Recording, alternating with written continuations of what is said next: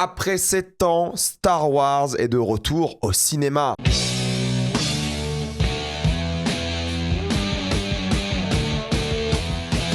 De Mandalorian et Grogu. Jusqu'à la minute indiquée dans le titre de la vidéo, il n'y aura pas de spoilers, parce que vous êtes tranquille, après on va tout spoiler. De Mandalorian et Grogu sont embauchés par la Nouvelle République afin de pourchasser, en échange de primes, des officiers impériaux. Mais lors d'une mission, ça ne va pas se passer comme prévu. Star Wars est de retour au cinéma pour la première fois depuis 2019. Ça fait quand même très longtemps que Star Wars n'a pas été diffusé en salle, et ils ont choisi une histoire indépendante. Techniquement, c'est la suite de la saison 3, mais vous n'avez pas besoin de regarder Mandalorian et Grogu pour comprendre cette histoire. C'est vraiment quelque chose d'indépendant, et c'est un choix particulier de faire une histoire indépendante, certes, mais qui dans le mental des gens de manière générale est la suite de 3 saisons de série et de spin-off avec Boba Fett, Ahsoka et tout, pour relancer Star Wars, quoi. C'est hyper particulier, c'est bizarre. Je sais pas si ça va plaire au point d'en faire un succès. Pour moi, le film va quand même assez salement flopper.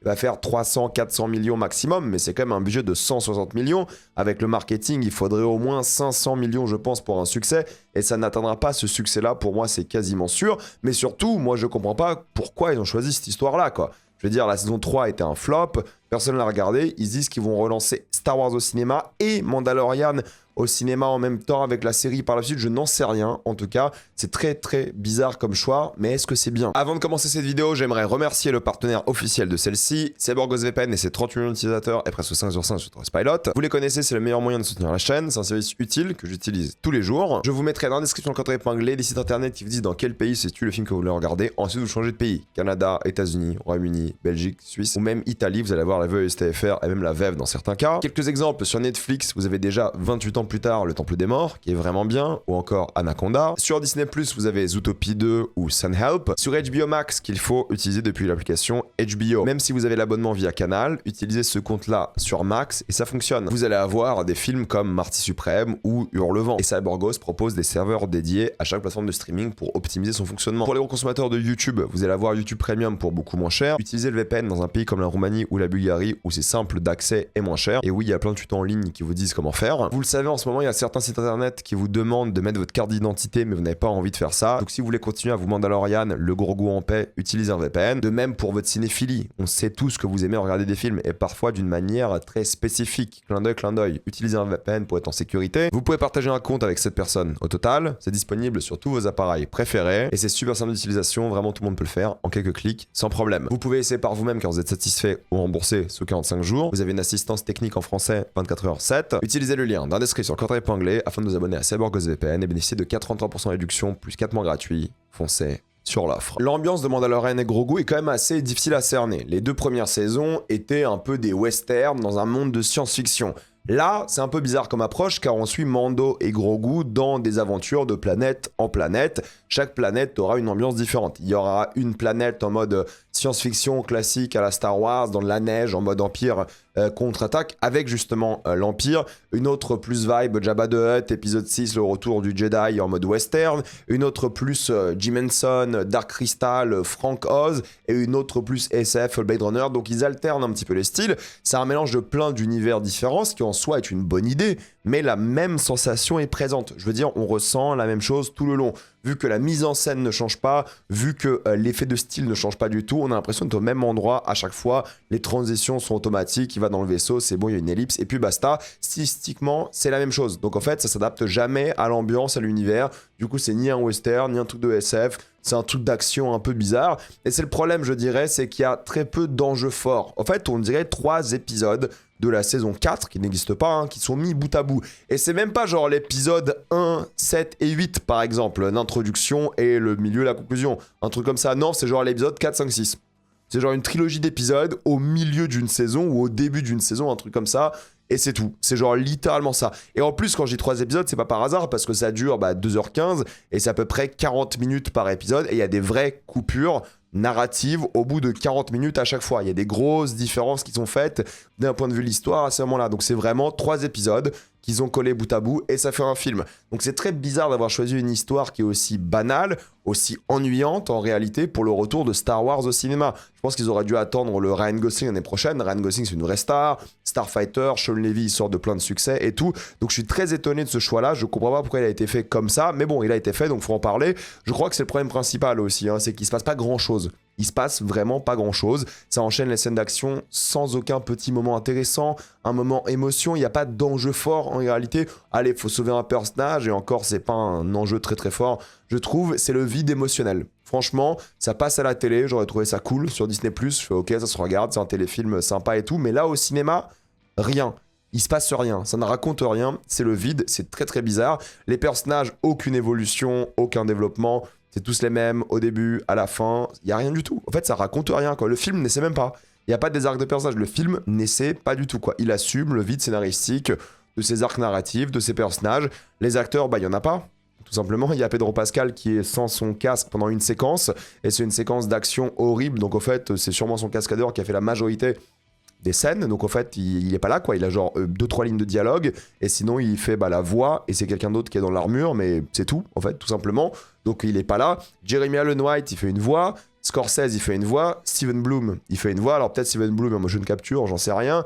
Johnny Coyne que vous connaissez peut-être pas, il est pas très très connu, il joue l'un des méchants du film, lui il est un peu présent mais genre vite fait. Sigourney Weaver elle a 2 scènes, donc en fait il y a rien, il y a pas d'alchimie, il y a pas de dialogue, il y a rien, il y a pas d'acteur en fait, c'est un film d'animation presque, avec des voix. Si vous voulez un film de personnage, là je vous jure c'est le vide. Après je respecte le fait que ça parle pas beaucoup. Alors oui, à certains moments ça va répéter un peu des points de scénario pour les enfants qui sont sur leur téléphone en même temps ou qui ont du mal à se concentrer, mais sinon c'est un film étonnamment silencieux. Genre en termes de dialogue, il n'y en a pas beaucoup. C'est un parti pris que je respecte, surtout durant une grosse séquence où il y a vraiment pas de dialogue. Mais d'ailleurs les dialogues, ils sont quasiment tous en anglais, quoi. C'est un peu bizarre, parce que rappelez-vous, dans Star Wars, en fait, il y a des aliens, et ils parlent pas tous la même langue, il y a des sous-titres. Là, ils parlent un peu avec leur langue à eux, et beaucoup anglais. Donc même les Hutt, ils parlent beaucoup anglais. Bon, mais en fait, tous les aliens, ils devraient tous parler d'autres langues en théorie, alors pas tous, mais même les Hutt ou d'autres, ils parlent majoritairement anglais, ce qui est un peu bizarre, quoi. C'est 2026, j'ai envie de vous dire. Maintenant, le problème, c'est vraiment le vide du sujet, quoi. Ça parle de quoi? Ça ne parle de rien. C'est ça la vérité. Il y a un truc un peu sur Mando qui refuse l'argent de la République pour les aider. Et c'est un peu un clin d'œil, mais pas trop à la fois. Mais il n'y a pas d'arc narratif. En fait, ils en parlent jamais de problème d'argent, du fait qu'il veut les aider gratuitement, ce genre de truc. Donc ça n'existe pas. Il y a un truc par rapport au fait qu'il y a un enfant qui veut pas faire le même travail que sa famille. Ce genre de choses, mais c'est très très vite fait. Il y a un peu un sujet sur l'exploitation, mais c'est vraiment vraiment bancal. Il y a rien, c'est le vide, il y a rien à se mettre sous la dent. C'est trop bizarre comme film. Mais après, franchement, en termes de scénario, il y a rien à se mettre sous la dent, mais c'est pas mauvais en soi. C'est juste vide, quoi. Ça va droit au but. Ça a des excuses ok pour de l'action. C'est juste qu'il y a rien à critiquer tellement c'est vide. Alors oui, on peut critiquer le fait que c'est vide. Chose que je fais, c'est une soupe d'eau, quoi. Mais bon, moi j'ai demandé une soupe, pas de l'eau. Donc en fait, me donner un bol d'eau, quoi, alors que je voulais une soupe. C'est nul, ça sert à rien, quoi. Donc en fait, oui, il y a rien, quoi. On m'a vendu une soupe, il y a que de l'eau, il y a même pas un peu de bouillon, il y a rien du tout, quoi. Et pareil pour la mise en scène, c'est ok, quoi. Mis à part quelques moments trop sombres, on comprend rien, les scènes d'action un peu shaky cam, nul, bon, ça va, sinon. C'est pas la majorité du film qui est illisible, il y a quelques séquences un peu nulles comme ça, mais globalement, il y a pas d'idée, il y a pas un moment où je me suis dit ça c'est intelligent, ça c'est un bon truc, non, en fait c'est sombre, c'est débile, sous l'eau c'était horrible par exemple. Il y a un petit passage au début avec Grogu avec les robots souris, vous savez de l'Empire, où ça prend un peu le point de vue de ces robots, ils croisent Grogu, en fait c'est intéressant cette idée de point de vue quoi, mais il joue pas sur l'échelle, il y a beaucoup de passages dans cette œuvre qui sont du point de vue de Grogu et d'autres créatures toutes petites, mais ça joue jamais vraiment sur l'échelle, c'est un peu dommage, et oui le meilleur passage c'est le passage sans dialogue avec Grogu, tout seul, là c'est bien. Là, il y a un truc, là, je trouve que c'est un moment qui donne envie dans le film, et c'est un moment où tu dis, ok, en fait, je veux un film sur ça. Peut-être pas un film de 2h15, mais au moins 1h10, sur Grogu dans la forêt, pas de dialogue, il rencontre des créatures, il essaie d'éviter d'autres monstres et tout change. L'éclairage, le contraste, la profondeur, c'est une séquence, tu dis, mais qui l'a filmé, quoi? C'est pas le même réal qui a filmé le début du film, et cette séquence-là. Donc c'est très particulier, car beaucoup de séquences, elles manquent de profondeur, quoi. Ça sent le fake, alors que beaucoup de décors sont vrais, pour le coup, mais vu que la composition des cadres est très ronde pour le volume, vu qu'on passe pas beaucoup de temps dans les décors, il y en a beaucoup des décors, mais on passe pas beaucoup de temps dedans parce que ça va super vite. Le format d'image en scope, il profite même pas de la grandeur d'un film Star Wars. C'est le film Star Wars le plus moche, quoi. Non mais sans déconner, il y a rien à regarder visuellement dans ce film. C'est un Star Wars cher, pas beau, et c'est formellement juste en fait un épisode de série très cher, quoi. C'est tout, c'est juste ça. Elle est pas un, mais 3 d'affilée, quoi. Et ça, c'est quand même assez choquant parce que Star Wars a toujours été assez beau quand même au cinéma. On peut dire ce qu'on veut sur la saga Star Wars, on peut dire ce qu'on veut sur les spin-offs et tout, mais il y avait une patte visuelle. Peut-être Solo un peu moins, mais même Rogue One, mais toute la saga principale, visuellement, il y avait un truc quoi. Là où il y aura quelques reflets sympas, un passage sous la pluie plutôt réussi en mode western que je vais évoquer en spoiler surtout, quelques passages en mode film de monstre du point de vue de Grogu, mais c'est trop rare quoi. Et des trucs cool, mais c'est un film en fait d'une platitude vexante. Il n'y a rien de remarquable et de bien. C'est limite vexant que ce soit le retour de Star Wars. Genre, en vrai, sur Disney+, j'aurais dit ok. Mais au cinéma, là, c'est un téléfilm. Genre, c'est un téléfilm cher, quoi. Il n'y a rien à se mettre sous la dent, quoi. Oui, les effets spéciaux sont bien. Oui, les marionnettes, dont Grogu, sont bien, mais les autres aussi. La photo est moche, sauf la fameuse séquence, là, avec Grogu. Tout est filmé à contre-jour, ou presque, ou alors c'est trop sombre. Bon, franchement, c'est pas si bien que ça, quoi. C'est pas si bien que ça, mais c'est pas non plus une catastrophe, quoi. Le son est ok. Ludwig Göransson, il s'amuse avec la musique, il tente un peu des trucs. Le mec a quand même 2 Oscars déjà, ou 3, je sais même plus. Je crois qu'il en a 3 à ce stade. Rien de marquant, quoi. Franchement, rien de marquant. Mais il laissait pas grand-chose. C'est genre le film le plus tiède de l'histoire. C'est un peu vexant que ce soit tiède comme ça. Mais le vrai souci, c'est que c'est trop long, quoi. 2h15, ça rallonge constamment. C'est non-stop. Moi, je voulais m'endormir tout le film, honnêtement. Il se passe tellement rien, c'est tellement inintéressant ce qui se passe. C'est 2h15, c'est beaucoup. Alors que ça, en 1h30, une petite histoire comme ça, de chasseur de primes et tout, au cinéma, du budget, ça aurait été cool. Non, c'est un film familial d'aventure. Et je pense que les gosses vont s'endormir devant, quoi.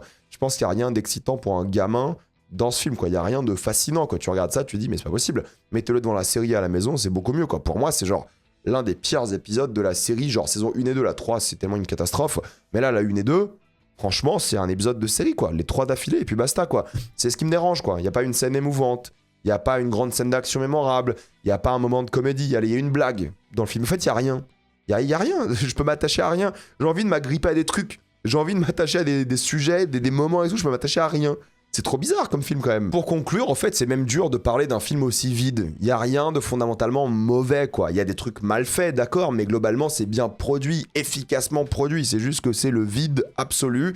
C'est une vraie perte de temps. Je pense que vous regardez ce truc, vous ressortez de la séance, il s'est rien passé dans votre tête, quoi. Ça sert à rien d'aucun point de vue. Il y a même pas de proposition artistique. Non, il y a rien. C'est juste du vide. Aucune proposition de rien, même pas musicale ou un truc. Non, il y a vraiment rien, quoi. Je suis même pas énervé, c'est juste rien. Comment je peux t'énerver contre rien? Ça marche pas. T'es face à un filler.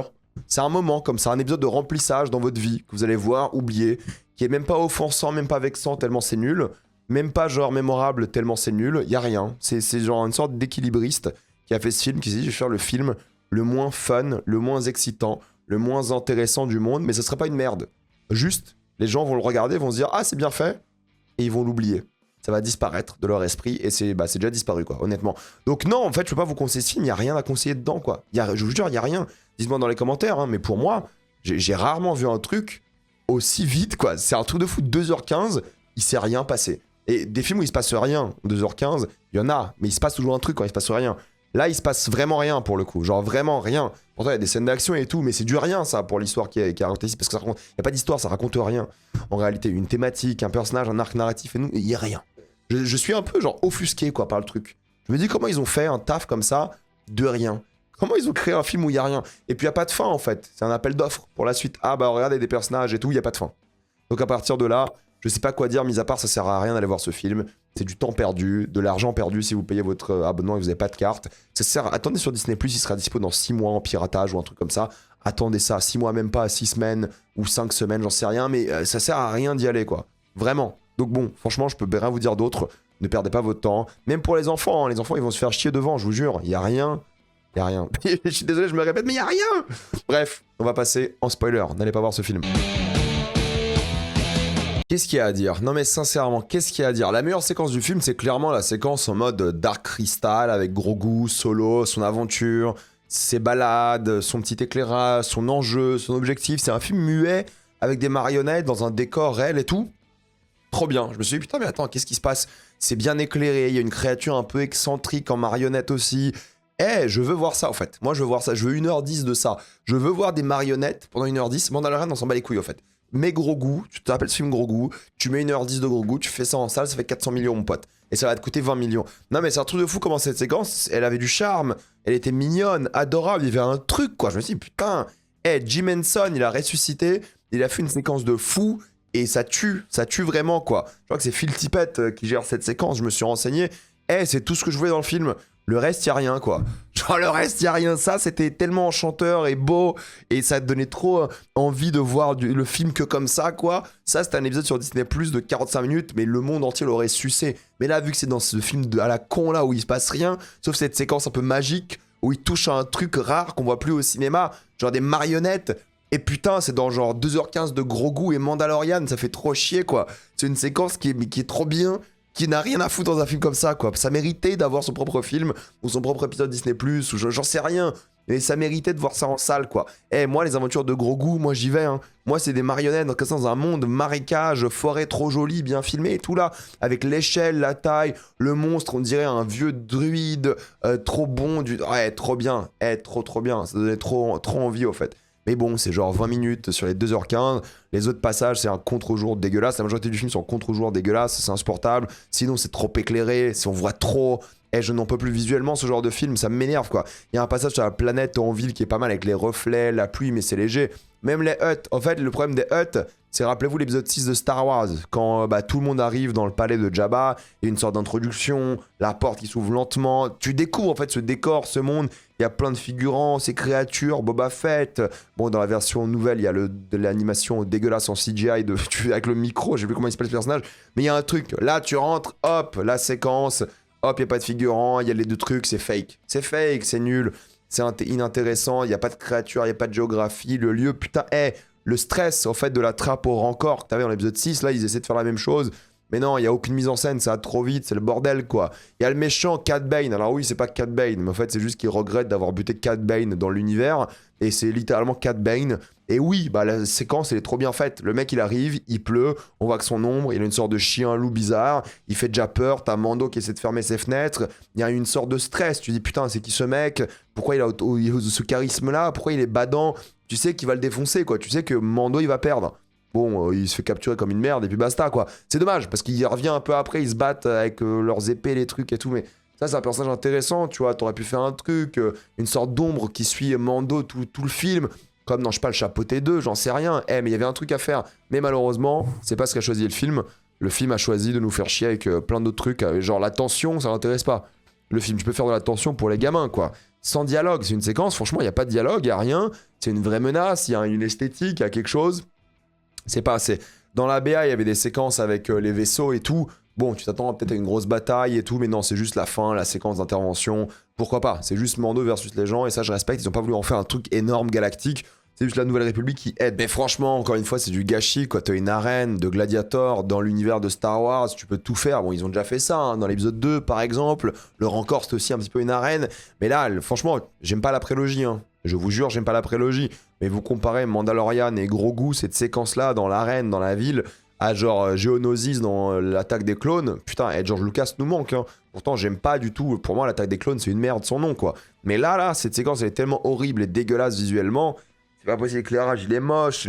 Les effets spéciaux sont pas dingues, je trouve. Il est un peu bizarre, le Hut. Peut-être c'est pas des effets spéciaux, mais peut-être c'est une vraie créature qu'ils ont faite. Et là, pourquoi pas, les chorégraphies sont au sol. Il y a rien à en tirer, quoi. Même les monstres qui viennent ici, il y en a trop. Alors que tu vois, dans l'attaque des clones, il y avait un monstre par personnage. Il y avait les trois, là, Padmé, Anakin, Obi-Wan.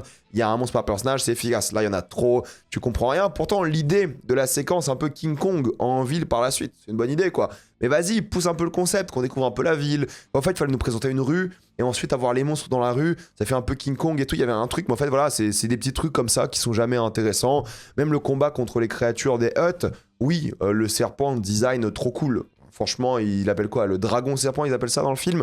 En vrai, c'est un bon design. Il est stylé, il fait peur, c'est dans l'eau, c'est gigantesque. Moi, ma thalassophobie, elle vient de ce genre de conneries, en général, quoi. Mais le combat est nul. Dès que tu passes sous l'eau, tu vois rien. Tu sais pas où peut être le serpent, il n'y a pas de stress.